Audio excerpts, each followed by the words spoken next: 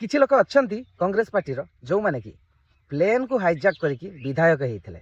हाँ, आपण भी प्लेन को हाईजैक करके विधायक हो पारे। एक कथा मु कहूनी, इतिहास कहूँ आज्ञा। कांग्रेस आतंकवादी मानक क्रांतिकारी कहीकि विधानसभा बसाई देता। चलतु ए विषय में आप जानी कि नहीं, मुझे ए विषय कहूँ। 1978 मसीहा डिसेम्बर 20 तारिख में इंडियन एयरलाइंस फ्लाइट IC 410 जहाँ कोलकाता ठारू दिल्ली अभिमुखे यात्रा करुला। से समय रे हठात यात्री मानकर चित्कार शुभे आउ दी जन युवक प्लेन को हाईजैक कर नहीं थे। से दुई जन युवकों नाँ है भोला पांडे, देवेंद्र पांडे, जो मानू कि परे कांग्रेस विधायक बनई देता। आपण माने जानिछंती कि ए सबु एमाने सही समय रे कोन पई करूथिले? केवल गोटे परिवार भक्ति पई करूथिले। कारण सही समय रे इंदिरा गांधी जेल रे थिले।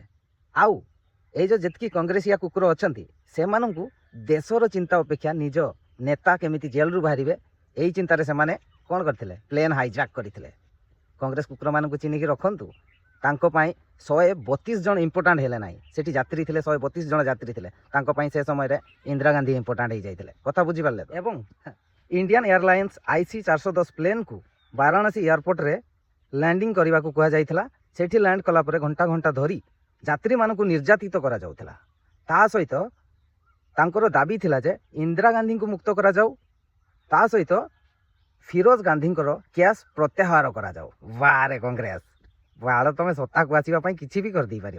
देशर सबू व्यवस्था को आंठे दिया केवल कौन पर जान दाबी थिला? केवल गोटे दाबी, इंदिरा गांधी को मुक्त करा जाऊ एवं तांको स्वामी कौन फिरोज गांधी ना फिरोज खां तांको ऊपर जो केस होइछि तांको प्रत्याहार करा जाऊ। एइथि पई वाराणसी रे से प्लेन को लैंड करा गला। तापरे यात्री मानकु निर्यातित करबा सहित पूरा सारा देशर व्यवस्था को आंठे दिया गला केवल ए दी जन देखुच।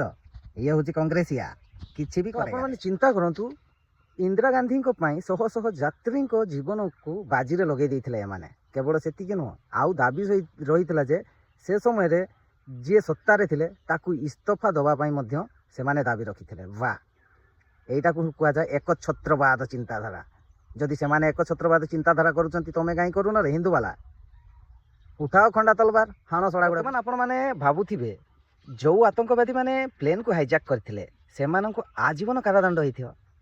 भूल आपण माने पूरा भूल भाबुचंती। माननको आजीवन कारादंड नुहे बरम से माननको पुरस्कृत करा जाइथिला। सबुठार बड़ झटका सेते बेले लागिला 1980 मसीह रे जेते बेले कांग्रेस सत्ता को आसिला। सेही आतंकवादी मानकर सबु प्रकार अपराध को क्षमा कर दिया गला। तापरे से माननको विधायक पदवी दे दिया गला। वाह, क्या कांग्रेस है, गांड फाड़ देगा कांग्रेस। बहुत बढ़िया। चालू कांग्रेस गांडी गुड़ा सड़ा। जो कांग्रेस रो लीडर माने दिने भारतर आईन कानून को पाद तले दौड़ी दौले। भारतर आईन कानून को खातिर करू नथिले, निज इशारा रे ताकू नचौथिले। जेते बेले इच्छा सेते बेले आईन को उल्लंघन करुथिले। सेही कांग्रेस रो संतान माने आजी जेमति कि राहुल गांधी कुकुरशाला कौन कहूँ ना आमे हूँ समस्त को आईन रो पाठ पढ़ाऊ। तमे आईन रो पाठ पढ़ेब? अरे तमे हूँ से रक्त रे गढ़ा। तमे दिने ना दिने ए आईन सहित छेड़खानी सुनिश्चित कर। जल्दी अलग बाटर जीव ताहले तो तुम 12 बिरजा हो। यहाँ राहुल गांधी कथा कहली 12 बिरजा हो, बुझल कि ना? कहीं सी से रक्तर ना। जदि इंदिरा गांधी फिरोज गांधी यही कम करें ये भी तो सही रक्तर ना। सी भी सड़ा से कर खाली सत्ता को आसवा को दियो भल से गांडी मरई हम। हाँ, से तो मुझे कहूँ बाड़ हिंदू राष्ट्र कर। ये सड़ा कांग्रेस गुड़ा मुंड उड़ाओ। मु भाई ये जानी जी जेमिति कर से स्टाइल ही मार। बर्तमान तुम पार्टी पावर रे अच्छी, तुम किसी भी कर।